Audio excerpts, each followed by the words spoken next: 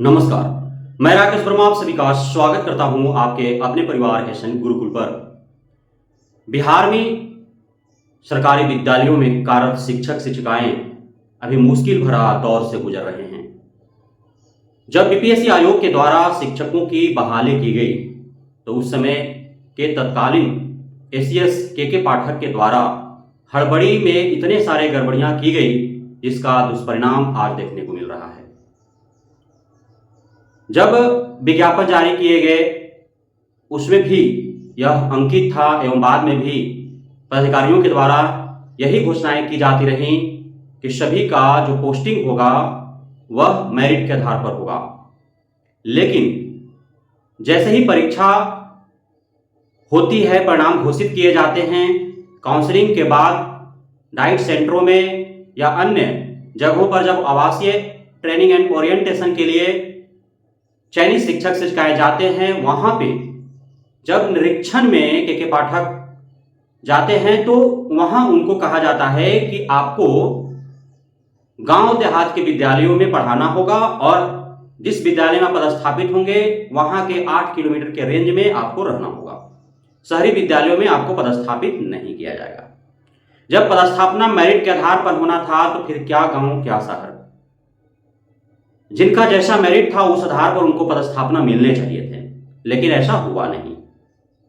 के पाठक को लगा कि हम शिक्षक शिक्षिकाओं को उनके जिला से बाहर दूसरे जिला में पदस्थापित कर देंगे, उनके गृह स्थान से 150, 200, 300 किलोमीटर की दूरी पर यदि पदस्थापित कर देंगे तो शायद शिक्षा में सुधार हो जाएगा। इसलिए कि घर से शिक्षक शिक्षिकाएं बेहतर शिक्षा प्रदान नहीं कर पाते हैं, वे अपने घर के कामों में अत्यधिक समय देते हैं, दिमाग खपा देते हैं, और यदि दूसरे जगह पर रहेंगे तो 100% अपना ध्यान, अपना एनर्जी शिक्षा के क्षेत्र में ही प्रदान करेंगे, क्योंकि और उनके पास कोई कार्य होगा नहीं। और इसी प्रकार से कई विचार उत्पन्न हुए के पाठक के मन मस्तिष्क में और उन्होंने ऐसा कदम उठाया। लेकिन धीरे धीरे के पाठक जिस मानसिकता से उन्होंने यत्र तत्र शिक्षक शिक्षिकाओं को पदस्थापित किया उसका उल्टा असर पड़ना दिखने लगा। महज कुछ ही महीनों के अंदर दर्जनों शिक्षक शिक्षिकाएं कई घटनाओं से गुजर चुके हैं, कईयों का मौत हो चुका है, कईयों ने खुद ही अपना जीवन लीला समाप्त कर लिया है। आप सभी को ज्ञात होना चाहिए कि कोई भी व्यक्ति, चाहे वह स्त्री हो पुरुष हो, यदि वह अपने घर परिवार से दूर होता है तो कई सारे समस्याओं से जूझना पड़ता है उसे। हर इंसान के जीवन में उतार चढ़ाव आते हैं, लेकिन जब अपने परिवार के साथ कोई होता है तो उस उतार चढ़ाव में उसका परिवार उसके साथ होता है, जिससे कोई भी गलत कदम उठाने से पहले 10 बार सोचता है।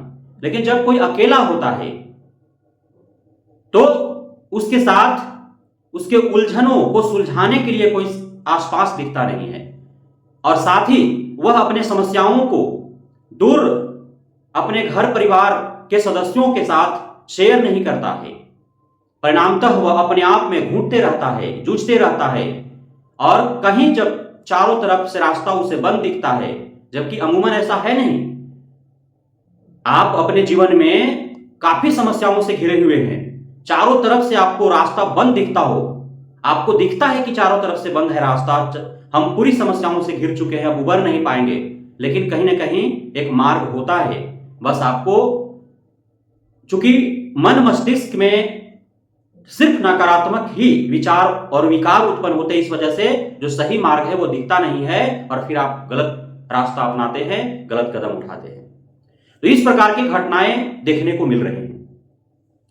जो भी शिक्षक हो या शिक्षिका जो गलत कदम उठा रहे हैं, खुद से ही अपना जीवन लीला समाप्त कर रहे हैं, उसके पीछे कई कारण हो सकते हैं। सर्वप्रथम जो एंगल जुड़ता है वह प्रेम प्रसंग का जुड़ता है, लेकिन ऐसा नहीं है कि 100% ऐसे जो मामले हैं उसके पीछे का रीजन प्रेम प्रसंग ही हो। अभी सरकारी विद्यालयों का हालात इतना बदतर है, खास करके बिहार में, जो शब्दों में बयान नहीं किया जा सकता है। चाहे शिक्षिका नियोजित हो या बीपीएससी, यदि वे दूर दराज से आकर के कहीं पढ़ा रहे हैं डेरा डंडा लेकर के अपने घर परिवार से, अपने पति से, अपने पिता से दूर रह करके और वे अपना ड्यूटी कर रहे हैं, जिसका नाजायज फायदा जो पुरुष शिक्षक हैं, लोकल हो या कहीं और का हो, वो उठा रहे हैं।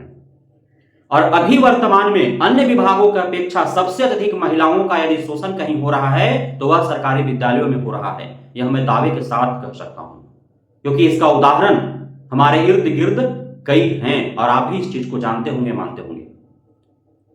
महिलाओं में एक खासियत होती है कि उनके साथ जो भी इस प्रकार की घटनाएं घटती हैं, कोई सामान्य तौर पर कमेंटबाजी कर देता है, कोई छेड़खानी कर देता है, कोई उनका शोषण करने के लिए उतारू होता है, तो वे बहुत जल्दी शीघ्रता पूर्वक इन सारे घटनाओं का जिक्र अपने घर परिवार के किसी भी सदस्य से वो नहीं कर पाते, उसको दबाए रखते हैं। अब वही उनकी कमजोरी बन जाती है, जिसका नाजायज फायदा सामने वाला उठाता है, और ऐसा ही हो रहा है। तो एक यह मामला हो गया। तीसरा है पारिवारिक कलह। पारिवारिक कलह में सबसे प्रमुख कलह है पति पत्नी के बीच का खटास। अब पति कहीं और है, पत्नी सरकारी शिक्षिका हो गई तो वो कहीं और पढ़ा रही है डेरा लेकर के। अब काफी समय हो जाने के उपरांत कई सारे एक दूसरे के बीच में खटास उत्पन्न होते हैं, तनाव उत्पन्न होते हैं कई सारे बातों को लेकर के, और उससे तंग आकर के भी इस प्रकार के कदम उठाया जा रहा है शिक्षिकाओं के द्वारा, जो शादीशुदा हैं या जो कुंवारा भी हैं। तो उनके साथ भी कई तरह के पारिवारिक कलह से गुजरना पड़ रहा है उन्हें। शादी के लिए दबाव बनाना घर परिवार की ओर से, या फिर प्रेम प्रसंग का भी मामला आ जाता है, या किसी पुरुष शिक्षक के द्वारा या अन्य असामाजिक तत्वों के द्वारा उनका शारीरिक शोषण होना, मानसिक शोषण होना, उनको हरासमेंट करना, उनको प्रताड़ित करना। तो चाहे कारण जो भी हो, इसमें सबसे प्रमुख इन कारणों के होते ही वे इतना बड़ा कदम उठा लेना, जबकि वह वेल सेटल्ड है, चाहे लड़की हो या महिला हो या पुरुष हो, सरकारी जॉब में है, उसका लाइफ सिक्योर्ड है, इतना तो उसे का इनकम हो ही रहा है प्रत्येक मंथ की, अपना जीवन सामान्य तौर पर अच्छे ढंग से चला सकता है, रोटी कपड़ा मकान शिक्षा स्वास्थ्य जो मूलभूत आवश्यकताएं हैं वो पूर्ण कर सकता है। बावजूद इसके आखिर क्यों अपना जीवन वह समाप्त करेगा या करेगी? तो इसीलिए इसको मैंने एक एंगल जोड़ करके जो देख रहा हूं वह है तबादले को लेकर के। कई घटनाएं घटा और मैं ऐसा मानता हूं कि यदि इनका तबादला हो गया होता या फिर इनका पोस्टिंग यत्र तत्र नहीं होता, यदि ये अपने घर परिवार के साथ रह करके ड्यूटी करते, तो शायद इतना बड़ा कदम वो नहीं उठा पाते, खास करके जो महिलाएं हैं, शिक्षिकाएं हैं। क्योंकि यदि कोई लोकल महिला है, वो अपने घर से विद्यालय आ रही है, जा रही है, तो उसका शोषण करने के लिए या इस प्रकार से जो हो रहे हैं आज विद्यालयों में पुरुष शिक्षकों के द्वारा, कहीं प्रधानाध्यापकों के द्वारा, कहीं प्रभारी प्रधानाध्यापकों के द्वारा, कहीं पुराने शिक्षकों के द्वारा, तो यह कदम उनको उठाने में 10 बार सोचना पड़ता कि नहीं यह पास का ही है, डंडा लेकर के लोग आ जाएंगे घर में बता देगा तो। लेकिन अब यह जो घटना घटा कुशेश्वर स्थान पूर्वी उत्क्रमित मध्य विद्यालय, तो वहां पे चूंकि गोपालगंज कहां है, और गोपालगंज से वह कुशेश्वर स्थान में आकर के और डेरा लेकर के और विद्यालय में पढ़ा रही थी। अब अभी तक तो कारण पता नहीं चला है कि प्रेम प्रसंग का कारण है या फिर शारीरिक मानसिक शोषण उसके सहयोगी शिक्षकों के द्वारा या प्रधानाध्यापक के द्वारा किया गया, इस वजह से वैसा कदम उठाई है, या फिर पारिवारिक कलह के कारण वैसा कदम उठाई है, या कोई अन्य कारण हो सकता है। क्योंकि कुछ ऐसे हैं जो असाध्य रोग से ग्रसित हैं, एकदम पीड़ा में हैं वो, और उसके वजह से उनको हमेशा पीड़ा हो रहा है, वैसे रोग से ग्रसित हैं, तो उससे भी वो तंग आकर के और इस प्रकार के कदम उठाते हैं। तो कारण क्या है? लेकिन कारण जो भी हैं, चाहे प्रेम प्रसंग का मामला हो, पारिवारिक कलह का मामला हो, शोषण का मामला हो, या किसी प्रकार की उसका शारीरिक पीड़ा की मामला हो, जिसको लग रहा हो कि हम इस पीड़ा से उबर नहीं सकते हैं, इतने कष्ट हो रहे हैं शरीर में, तो शरीर को ही समाप्त कर दो। तो कारण चाहे जो भी रहा हो, लेकिन यदि वे अपने घर परिवार में होते तो उनकी माँ, उनके पिता, उनके बहन या अन्य जो घर में परिवार होते, तो वे उनके पीड़ा को समझ पाते हैं। क्योंकि आपके घर में कोई भी बहन है, भाई है या कोई भी सदस्य है, यदि वो किसी कष्ट से गुजर रहा होता है तो सामान्य तौर पर आप हमेशा उसे देख रहे हैं तो उसके चेहरा बता देता है कि नहीं, कोई ना कोई इसको पीड़ा है।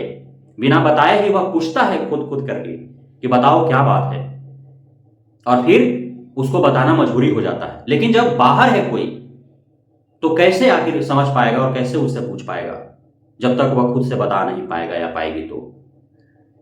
तो तबादला एक मुख्य कारण बन रहा है। यत्र तत्र जो पोस्टिंग कराया गया, यह एक मुख्य कारण बन रहा है कि अकेलापन में इस प्रकार के कदम उठा रहे हैं। काफी उन्होंने जीवन में कभी झेला नहीं है तो उसको झेल नहीं पा रहे हैं।